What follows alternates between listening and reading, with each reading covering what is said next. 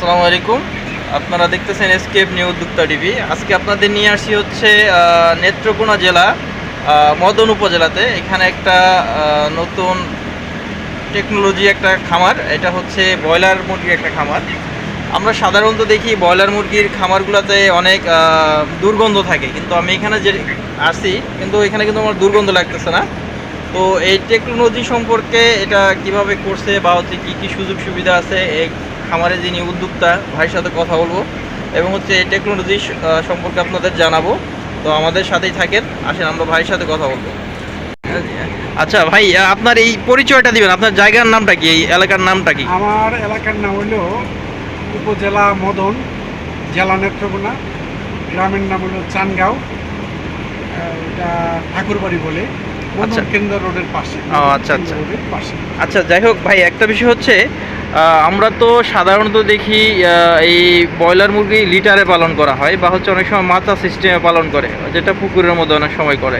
কিন্তু আপনার খামারটা দেখতেছি সম্পূর্ণ একদম আধুনিক একটা পদ্ধতি। হ্যাঁ, আপনার এই টেকনোলজিটা আপনার মাথায় কিভাবে আসলো প্রথমে? যে আপনি আসলে আমি ভাবছিলাম যে একটা লম্বা ঘর করবো, হ্যাঁ, ঘর করিয়া এই বাচ্চা ছেড়ে দিব আর খাদ্য আনবো, খাওয়াবো, আর মাস শেষে আমি পকেটে লাভ ঢুকাবো। কিন্তু এই জগৎটাতে যখন আমি ঘরটা করি, তখন এই জগতে আইসা আমি দেখলাম বাবারে, এখানে তো এভাবে হবে না। হ্যাঁ, ওইটার অনেক পরিধি, অনেক ধরনের ওইটার এই মানে সমস্যা হয়, আছে, অনেক ধরনের সমস্যা আছে, এই সমস্যার সম্মুখীন হইতে হবে। তখন আস্তে আস্তে চিন্তা করলাম যে এটার সমস্যাটা কীভাবে করুন। যেমন লিটার যদি আমার এখানে দুর্গন্ধ না থাকে, তাহলে লিটার ব্যবস্থাটা আগে উন্নত করতে হবে। হ্যাঁ, তখন আমি এটাতে কনভেয়ার বেল্টের সংযোজন করলাম। আচ্ছা, আপনার বেলটা দেখি একটু। হ্যাঁ, কনভেয়ার বেল্টগুলা আমি সেটিং করলাম। আচ্ছা, বেলগুলো এই যে এইগুলো বেল, হ্যাঁ, এদিকে এগুলা বেল। এখানে আমাদের বিয়ারিং সিস্টেম, এটা RFL এর 5 GI5 এর আমি রোলার করছি, এবং এটা মোটরেও চলে। হ্যাঁ, এবং এই হ্যান্ডেল দিয়ে আমাদের হ্যান্ডেল দিয়ে আমরা চালাই আর কি। যেমন এখানে হ্যান্ডেল আছে, এটা সহজেই এই যে হ্যান্ডেলটা ঢুকাইলাম। হ্যাঁ, ঢুকাইয়া এই যে এখানে একটা নাট ঢুকাই দিই, নাট ঢুকাইয়া পরে এটা আমি ঘুরান দিলে আপনার বিষ্ঠাগুলো আইসা দেয়। আপনার আইসা পড়ে এখানে সহজ।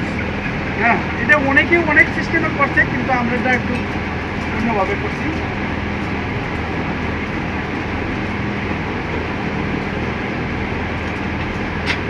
এই যে হ্যাঁ, এখন যদি আমি এই যে এখানে ঘুরাই, বিষ্ঠাগুলো এই যে নিচে পড়ে যাবে।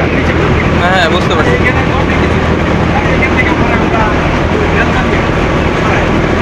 আচ্ছা আচ্ছা,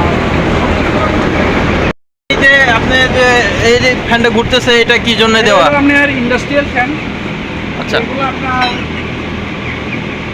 বাহির থেকে যে বাতাসটা এখন আনতেছে, জি, আনিয়া এটা দুর্গন্ধ সহ সকল কিছু পাস হয়ে যেতেছে।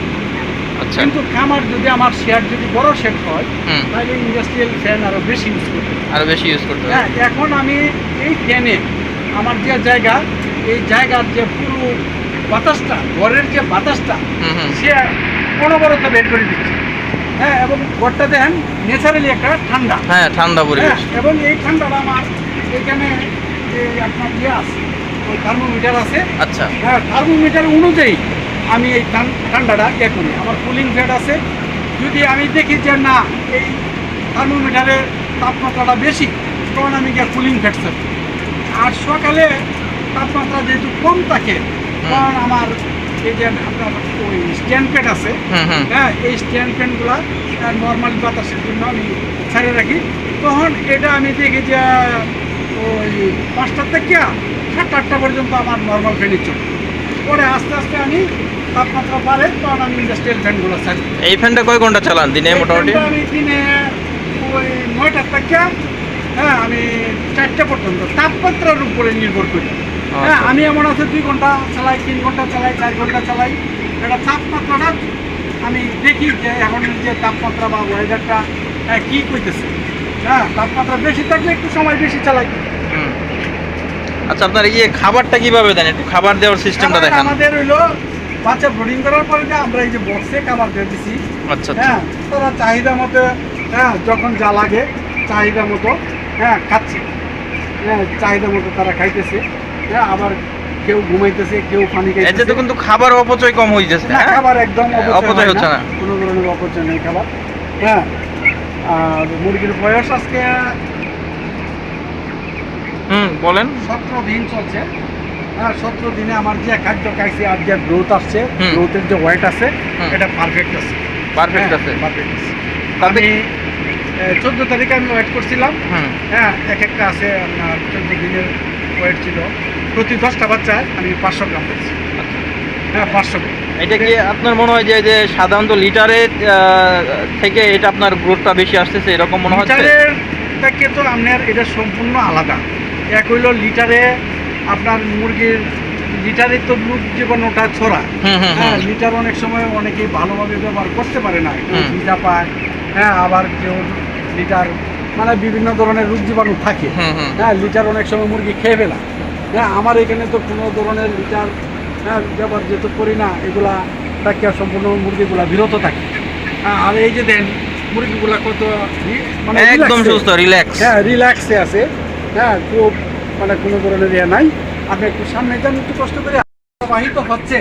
হ্যাঁ এর চেয়ে বেশি বাতাস আমার প্রয়োজন নাই। এই যে দেন বাতাসের একটা স্রোত আছে। হ্যাঁ এই যে আপনি এখানে দাঁড়াচ্ছেন, বাতাস কেমন একটা স্রোত। হ্যাঁ হ্যাঁ অনেক সময় এই বাতাস নাই, গাছের পাতা লড়ে না, কিন্তু আমার এখানে এই বাতাসটা আপনার এই বেশিও না কমও না, প্রতিদিন তারা একই বাতাসে বাড়তেছে। হ্যাঁ যে আমার একদিন বাতাস বেশি হইলো, কারণ আমি পর্দা খুলে রাখলাম, কোনোদিন একটু বেশি বাতাস ঢুকলো, কোনোদিন কম বাতাস ঢুকলো, কিন্তু আমার এই বাতাসটা সবসময় একইভাবে প্রবাহিত হচ্ছে।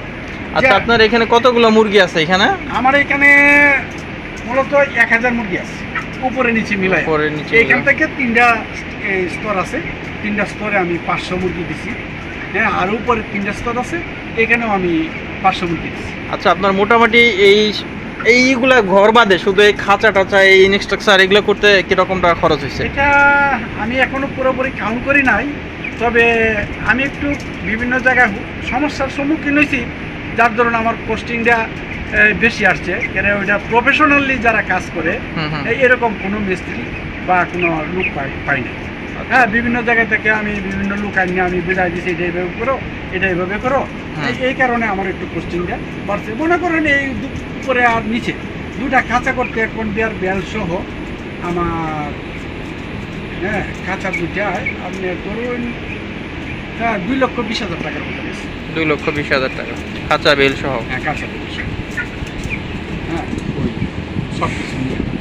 আচ্ছা যাই হোক, তো আপনার নতুন খামারটা দেখলাম, নতুন প্রযুক্তি দেখলাম। আমাদের নতুন উদ্যোক্তাদের উদ্দেশ্যে একটা কথা বলার, আপনারা যারা খামার করবেন চাবেন আধুনিক পদ্ধতিতে যদি সম্ভব হয় করবেন, এতে আপনার মুরগি সুস্থ থাকবে এবং হচ্ছে আপনার খরচটা কিন্তু একবার হয়ে গেছে, আর খরচ নাই না, খাঁচা আর ইনশাআল্লাহ তো আর খরচ আমার আশা করি যে আর লাগবে না, যদি আমার যে সকল জিনিসপত্র আমি সেট করছি এইগুলো যদি। আচ্ছা এখন এই যে এই 20টাতে কি করার পরিকল্পনা আছে?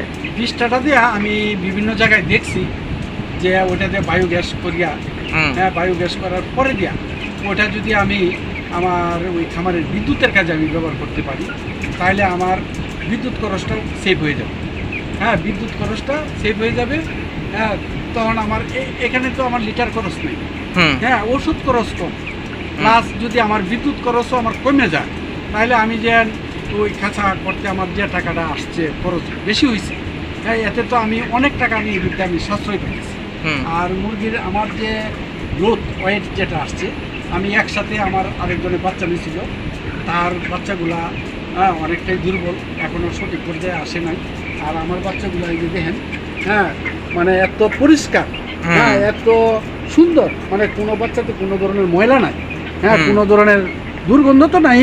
আপনি আসছেন, এটা তো আমার বানানো কথা না। হ্যাঁ এরপরে দেখেন বাচ্চাগুলা একদম নিট অ্যান্ড ক্লিন, হ্যাঁ পরিষ্কার পরিচ্ছন্ন, মানে দুধের মতো পকপকা। আচ্ছা যাই হোক দর্শক, এখানে আমি আরেকটা বিষয় অ্যাড করি, যেটা হচ্ছে আমি আপনারা জানেন যে বায়োগ্যাস নিয়ে কাজ করি। এখানে ভাইয়ের সাথে যোগাযোগ করে পরামর্শ করে আমরা আসছি এখানে যে ভাই একটা বায়োগ্যাস প্ল্যান করবে। তো আপনাদের যাদের খামার আছে, হ্যাঁ আপনারা চাইলে বায়োগ্যাস করতে পারেন। বায়োগ্যাস করতে চাইলে আমাদের ভিডিওতে নাম্বার দেওয়া থাকবে, আমাদের সাথে যোগাযোগ করলে আমরা বায়োগ্যাস করার সহযোগিতা করে থাকি। হ্যাঁ তো যেহেতু ভিডিও বড় হচ্ছে আর বেশি কথা বাড়াবো না, তো আজকের মতো এখান থেকে বিদায় নিচ্ছি। দেখা হবে নতুন কোনো বিষয় নিয়ে, নতুন কোনো খামারে। আসসালামু আলাইকুম রহমতুল্লাহ।